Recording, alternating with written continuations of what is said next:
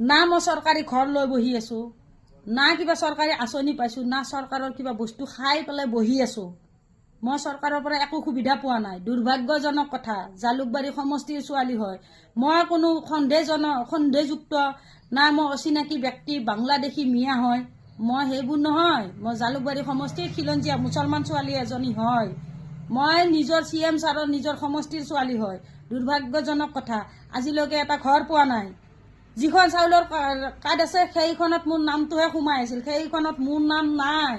সেইখন কাৰ্ডো মোৰ নামত নাই। সেইখন কাৰ্ড এই কংগ্ৰেছ চৰকাৰৰ দিনত আছিল।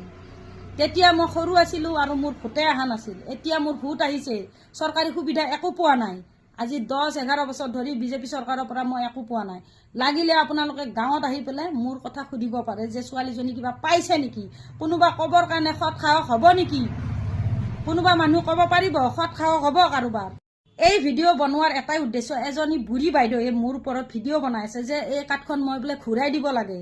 লাজ আছে যদি, আৰু লাজ আছে যদি এই যেতিয়া চৰকাৰী সাহায্য হ'ব তই আগতে থাকা, মই বোলে আগতে থাকোঁ। এই বুঢ়ী বাইদেউগৰাকীক ক'ব বিচাৰিছোঁ যে আপোনাৰ নিজৰ ঘৰৰ পৰা বাপেৰৰ সম্পত্তি নহয়, এইখন যে কাৰ্ড দিছে, এইখন কাৰ্ড কংগ্ৰেছ চৰকাৰৰ দিনতে দিয়া আছিল, তাকো মোৰ নামত নাই, মোৰ ঘৰৰ নামত আছে। সেইখন কাৰ্ডত মোৰ নামটোহে সোমাই আছে। মই চৰকাৰী একো সুবিধা লৈ বহি থকা নাই। আপোনালোকৰ দৰে দালালি কৰি ফুৰা নাই।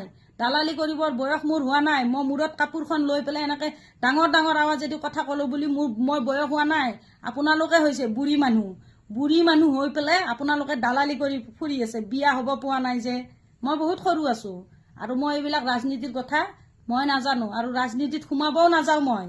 কিন্তু মাজে মাজে CM ছাৰে দুই এটা কথা কৈ কাৰণে আমাৰ মনটো অলপ বেয়া লাগে। কিছুমান ভিডিঅ' দিয়া যায়, কিহৰ কাৰণে দিয়া যায় যে মিয়া মুছলমানখিনিৰ কথা কিবা ওলাই, তাতে আমাৰ আকৌ মছজিদৰ কথা আহি যায়, তাতে আমাৰ নামাজৰ কথা আহি যায়, লুংগিৰ কথা আহি যায়, তেতিয়াতো গাত লাগিবই, চবৰে লাগিব গাত।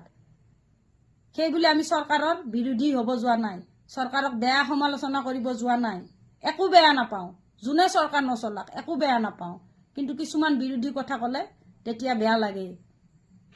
যেতিয়া এই আমাৰ CM ছাৰ এইবিলাকত উঠাই নিছিল, আমাৰ নিজৰ গাঁৱৰ পৰাই তেখেতে নিৰ্বাচন খেলিছিল। আমাৰ বাপ দাদাই তেওঁ ভোট দি পেলাই জয় কৰিছিল, আজি সেইকাৰণে CM হৈছে। আপোনালোকে চাগে CM ছাৰক চিনিয়ে পোৱা নাছিল। আমি তেতিয়া সৰু তেতিয়াৰ পৰা আমি CM ছাৰক চিনি পাওঁ। আমি কোনো বেয়া পোৱা নাছিলোঁ আৰু বেয়া নাপাওঁ। কিছুমান কথাৰ কাৰণে আমাৰ বেয়া লাগে, কেতিয়াবা দুখ লাগে। আমি যিহেতু মুছলমান হয়, ধৰ্মটো মুছলমান, সেইকাৰণে আমাৰ কিছুমান কথাত দুখ লাগে।